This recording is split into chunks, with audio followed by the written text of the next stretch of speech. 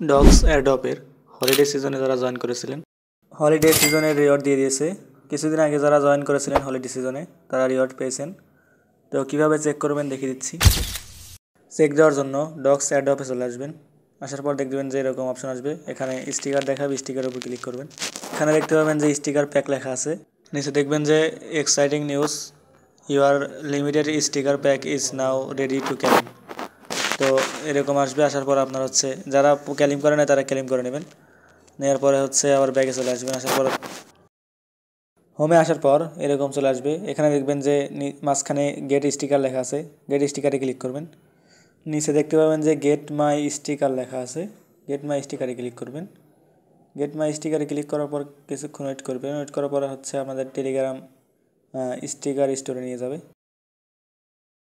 তো এইখানে আসার পর আপনার টেলিগ্রাম আইডি শো করবে, টেলিগ্রাম আইডি দেখাবে। তারপর নিচে দেখতে পাবেন যে আপনি কত স্টিকার আছে আপনার, আর কত স্টিকার আপনি ক্লেম করেছেন।